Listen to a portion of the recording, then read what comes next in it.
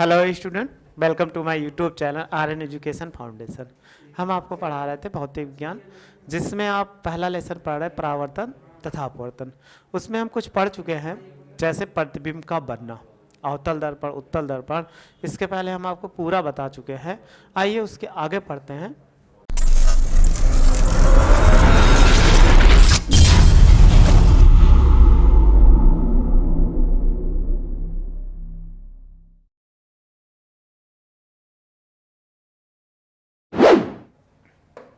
देखो है अवतल दर्पण में प्रतिबिंब का बनना।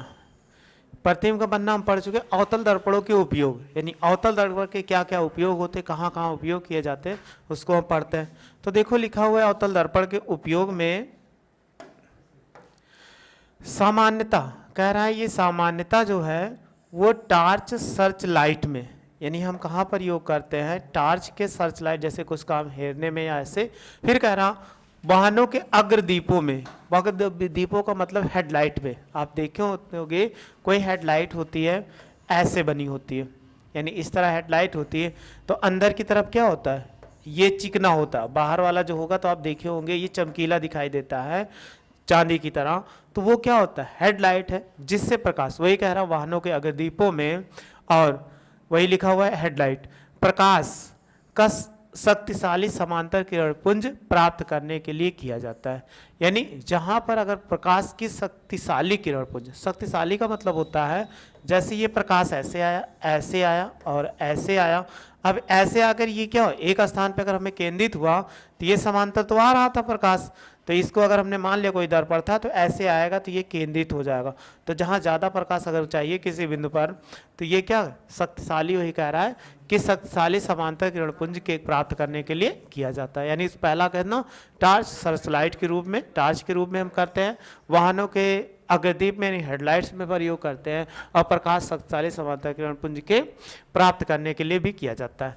अब प्रायः कह रहा चेहरा, कह रहा चेहरे का बड़ा प्रतिबिंब देखने के लिए सेविंग, सेविंग जानते हो, जहाँ व्यक्ति जाते हैं अपना दाढ़ी बाल कटवाने, या बाल कटवाने जाते होंगे तो वहाँ पर देखते हैं जो लड़के बाल कटवाने जाते हैं तो सेविंग, तो वही कह रहा है सेविंग दर्पणों के रूप में किया जाता है। क्यों किया जाता है, अब जब इसमें रखा जाता है तो आप देखते हो अपना प्रतिबिंब बड़ा, जब आप सामने जो बैठते हो किसी दर्पण के सामने, अवतल दर्पण, तो आप नाई की दुकान पे जाते हो, निक सेवी कह रहा है नाई की दुकान में जाते हैं, तो जो कुर्सी लगी होती है उस दर्पण के ध्रुव तथा फोकस के बीच में होता है, जिससे आपका प्रतिबिंब सीधा बनता है। बताए थे ना, जब कोई वस्तु ध्रुव तथा उसके फोकस के बीच में रखा जाए तो उसका प्रतिबिंब सदैव सीधा और आभासी बनता है, तो और बड़ा बनता है। जब बड़ा बनता है तो इसीलिए हम क्या करते हैं, सेविंग दुकानों पर चाहे जिसमें जाते हैं तो उसमें दर्पण का जो प्रयोग किया जाता है वो सदैव अवतल दर्पण का प्रयोग करते हैं। दंत विशेषक भी करते हैं, तो दंत विशेषक अवतल दर्पणों का उपयोग मरीजों के दांतों का बड़ा प्रतिबिंब देखने के लिए करते हैं, क्योंकि दांत छोटे छोटे होते हैं, उसका प्रतिबिंब क्या करते हैं, बड़ा करके देख लें ताकि उसकी सारी बीमारियों को जान सके। फिर कह रहा है सौ, और कह रहा है, और नहीं लिखा हुआ है, सौर लिखा हुआ है। सौर भट्टियों के सूर्य के प्रकाश को केंद्रित करके बड़े अवतल दर्पण का उपयोग किया जाता है। अब सौर भट्टी ले लिया जाए, सौर भट्टी का मतलब जैसे आग जलाता है, वैसे सौर भट्टी आपने सुना होगा सौर कुकर, जिसमें खाना बनाया जाता है। तो सौर कुकर में सेम यही होता है, प्रकाश की किरणों को केंद्रित करके हम खाना बनाते हैं। तो इतने स्थानों मोटी मोटी बातें याद कर ले, लाइट में किया जाता है टार्च का प्रयोग, और वाहनों के यानी यातायात के साधनों में अग्रदीप हेडलाइट के रूप में, और नाई की दुकान पे। फिर कह रहा अवतल दर्पण का उपयोग दांत के इलाज के लिए किया जाता है, और इसमें सौर भट्टियों में भी किया जाता है। फिर नेक्स्ट देखते हैं, अब आपको ये समझ में आ गया होगा। उत्तल दर्पण का उपयोग सामान्यतः उत्तल दर्पण में प्रतिबिंब एक ही बार बनता है, आपको 2 बार बनता है, एक ही बार बताए थे, बहुत ज़्यादा उसको जरूरत नहीं है। दूसरा क्या होता है, अगर अभी हम बता देते हैं उसमें, क्योंकि एक बार बताए थे, एक और अभी बता देते हैं।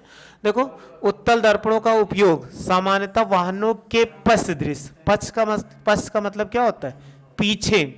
तो आप देखे होंगे चाहे 2 चक्के वाली गाड़ी हो, 4 चक्के, कोई भी हो, आप देखते हो उसमें एक दर्पण लगा होता है जिससे हम पीछे की वस्तुएं देखते हैं। तो आपसे पूछे कौन सा दर्पण, तो बता देना सदैव उत्तल दर्पण। आप कभी भी जाके इसके दर्पण पे ऐसे स्पर्श करिएगा कि एक किनारे से दूसरे किनारे ले जाओगे हाथ तो आपको बीच में उठा हुआ दिखेगा। जब बीच में उठा हुआ दिखा तो वो कौन सा हो गया? उत्तल दर्पण हो गया। तो आप ध्यान दीजिएगा, इसमें कभी भी जो वाहनों के लिए प्रयोग किया गया पीछे वस्तु को देखने के लिए, वो सदैव क्या है? उत्तल दर्पण का प्रयोग किया जाता है। ये कह रहा दर्पण, अब इसकी विशेषता, ये दर्पण वाहन के पार्श्व साइड में लगे होते हैं, यानी दर्पण कोई भी गाड़ी होती है उसके साइड में लगे होते हैं। इनमें ड्राइवर अपने पीछे के वाहनों को देख सकते हैं, यानी क्या करता है, वस्तु कोई पीछे रखी गई अर्थात कोई वाहन आ रहा है या कोई व्यक्ति है उसे देख सकता है, जिससे कि सुरक्षित रूप से वाहन चला सके, यानी वो आसानी से वाहन को चला सके। उत्तल दर्पण को इसलिए भी प्राथमिकता दिया जाता है। अब एक क्वेश्चन आपको मिलेगा, उत्तल दर्पण को प्राथमिकता हम क्यों देते हैं? तो लिखा हुआ है क्योंकि ये सदैव सीधा प्रतिबिंब बनाते हैं, यानी ये क्या करते हैं, सदैव हमेशा के लिए सीधा प्रतिबिंब बनाते हैं। यद्यपि कह रहा है कि वह छोटा होता है। दो चीज है, एक सदैव सीधा प्रतिबिंब कह रहा है और दूसरा क्या, छोटा बनाता है। इनका दृष्टि क्षेत्र भी बहुत अधिक होता है। दृष्टि क्षेत्र का मतलब होता है बहुत एरिया को कवर कर सकते हैं, यानी उत्तल दर्पण जो होता है उसमें बाहर की तरफ फैला होता है। जब बाहर की तरफ फैला होता है तो बहुत ज़्यादा एरिया को कवर कर सकता है। तो वही कह रहा है दृष्टि क्षेत्र बहुत अधिक होता है, क्योंकि ये बाहर की ओर वक्रित होता है। वक्रित का मतलब घुमावदार। ये इसमें कह रहा है कि अगर ये जो होता है बाहर की तरफ वक्रित होता है, यानी इस तरफ को पृष्ठ कर देते हैं तो इसका क्षेत्र क्या होता है, ये बढ़ जाता है ऐसे। और अगर उत्तल दर्पण ले लोगे तो इसका क्षेत्र क्या होता है, इतने तो होगा क्योंकि अंदर जा नहीं सकता, बस इतने। लेकिन इसका क्षेत्र काफी होता है, यानी इधर नीचे की ओर बढ़ जाता है, तो इसका वक्रित यानी वक्रित होने के कारण ये बहुत दृष्टि क्षेत्र बहुत बड़ा हो जाता है। अतः समतल दर्पण की तुलना में उत्तल दर्पण ड्राइवर को अपने पीछे के बहुत बड़े क्षेत्र को भी देखने में समर्थ होता है। यानी इसीलिए हम क्या करते हैं, इस दर्पण की यानी उत्तल दर्पण की प्राथमिकता देते हैं, क्योंकि ये बहुत बड़ा क्षेत्र कवर कर लेता है और इसका प्रति सदैव कैसा बनता है, सीधा यानी आभासी सीधा बनता है और वस्तु से छोटा बनता है। इसीलिए हम क्या करते हैं, उत्तल दर्पण का प्रयोग पीछे की वस्तुओं को देखने के लिए करते हैं। अब आपको समझ में आ गया। अभी हमने कहा कि इसके प्रतिबिंब, स्क्रीनशॉट लेना हो ले लो। अब इसके एक प्रतिबिंब आपको बताए थे, एक और सीख लो, सीखना चाहते हैं तो देखो, एक दर्पण ले लिया जाए, ये कैसा हो गया, उत्तल दर्पण। अब वस्तु को कहाँ रख दिया जाए, अनंत पे। अगर हम वस्तु को अनंत पे रख दें, यहाँ पे किसी वस्तु को यहाँ पर रख दिया जाए तो किसी वस्तु से चलने वाली प्रकाश किरणें ऐसे चलेंगी, और अगर कोई प्रकाश किरणें जैसे माना जाए दूर है तो ऐसे चलेंगी। तो ऐसे जाने के पश्चात ये यहाँ पर परावर्तन होने के पश्चात मुख्य फोकस से होकर चली जाएंगी, यानी एक इधर चली जाएगी और दूसरी ऐसे चले। इन दोनों को अगर पीछे बढ़ाएंगे यहाँ पर तो ये कैसे हो जाएगी, बिंदु F पर मिलेगा। तो वस्तु पर अनंत पर स्थित था वस्तु, उसका प्रतिबिंब कैसा बना, देखो बिंदु के आकार, यानी यहाँ पर भी बिंदु के आकार का, यानी वस्तु अनंत पर होती है। अगर आपसे कह दिया जाए वस्तु कहाँ पे, वस्तु अनंत पर है, जब अनंत पर है तो इसका प्रतिबिंब कैसा बनता है, प्रतिबिंब जो होगा, प्रतिबिंब कैसा, देखो आभासी तो रहेगा ही, आभासी सीधा, और क्या होगा, वस्तु से बहुत छोटा, वस्तु से बहुत छोटा, बहुत छोटा, तथा किस पे, फोकस पर, फोकस पर। ये इसमें कह रहा है किस पर बनेगा, फोकस पर। ये छोटा है,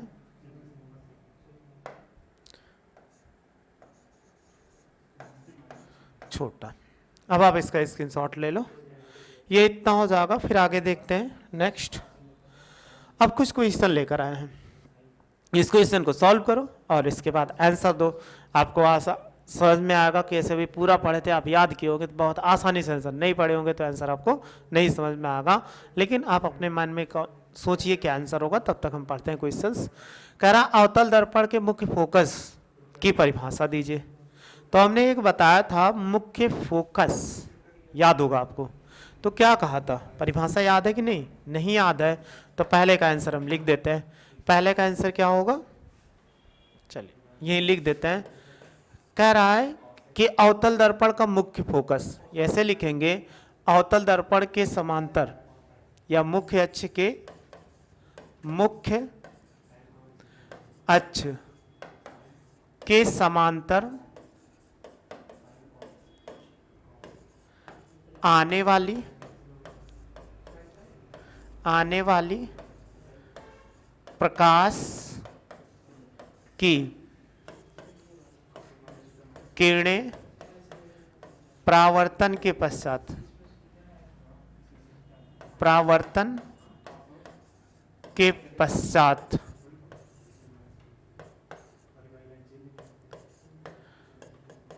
अवतल दर्पण के पश्चात अवतल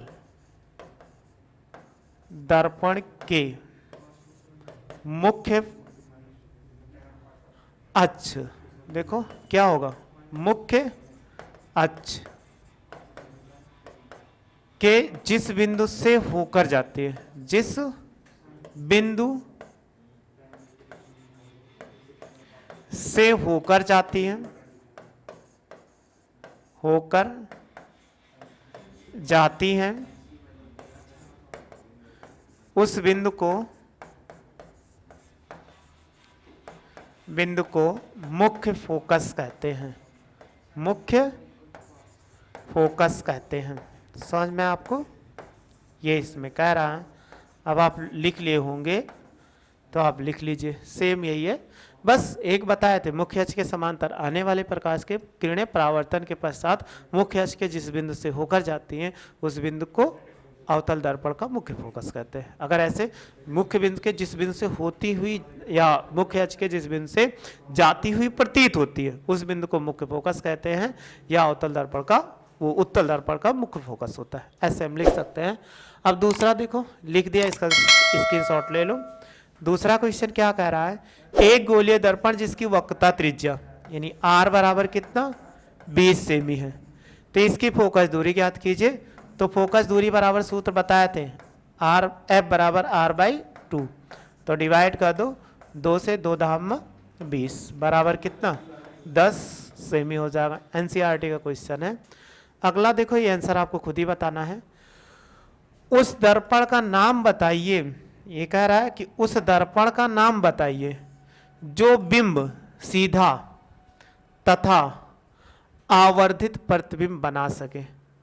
यानी उस दर्पण का नाम बताओ जो बिंब का मतलब वस्तु का, कह रहा है सीधा आवर्धित का मतलब होता है बड़ा, ये कभी मत भूलिएगा, आवर्धित कह दिया जाए तो आवर्धित का मतलब बड़ा होगा।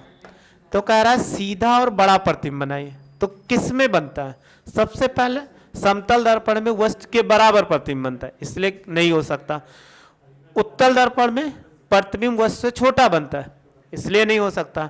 अवतल दर्पण में आपने पढ़ा था अभी, नाई की दुकान वाला जब हमने कहा था कि वस्तुएं जब रखी हो ध्रुव और फोकस के बीच में रखी गई हो तो हमेशा प्रतिबिंब कैसा होता है, सीधा और आवर्धित अर्थात बड़ा बनता है। तो ये कौन सा, इसका दर्पण का नाम बताना है, तो तीसरे का क्या हो जाएगा, मतलब अवतल दर्पण। ये इसमें क्या कह रहा है कि अवतल दर्पण हो जाएगा। अब हम कह रहा है, अगला क्वेश्चन है, हम वाहनों में उत्तल दर्पण को पश्च दृश्य के रूप में वरीयता क्यों देते हैं। तो अभी हमने आपको बताया था, उसका आंसर आप बहुत आसानी से लिख सकते हैं। इसका स्क्रीनशॉट लेना, आप स्क्रीनशॉट ले लो, स्क्रीनशॉट ले लिए होंगे। फिर नेक्स्ट देखते हैं, गोलीय दर्पणों द्वारा प्रतिबिंब द्वारा परावर्तन के चिन्ह परिपाटी नियम। अब चिन्ह परिपाटी नियम क्या होते हैं, आइए इसको समझ लेते हैं। चिन्ह परिपाटी नियम का मतलब इसमें लिखा है, सबसे पहले कोई वस्तु होती है दर्पण के सामने, तो वस्तु की दूरी u होती, प्रतिबिंब की दूरी v तथा फोकस दूरी r और वक्रता त्रिज्या क्या होती, फोकस दूरी f होता है, सॉरी, तथा प्रतिबिंब और वक्रता त्रिज्या क्या होती, r होती। ये सब दूरियां मापी जाती है। तो हम कैसे मापे उसमें, तो उसके लिए चिन्ह परिपाटी नियम बताया गया है, जिससे आप सभी दूरियां क्या कर सकते हैं, आसानी से माप सकते हैं। तो पहला इसमें 5 है, पांचों को बस ध्यान से समझ लेना है, बहुत ज़्यादा इसमें परेशान नहीं होना कि आपको बहुत ज़्यादा परेशान होना है, बस इतना आप समझ लेंगे। उसको आपको नेक्स्ट वीडियो में प्रोवाइड करवाएंगे। अगर आपको वीडियो अच्छी लगी हो तो लाइक शेयर करिए और सब्सक्राइब। वीडियो देखने के लिए थैंक यू।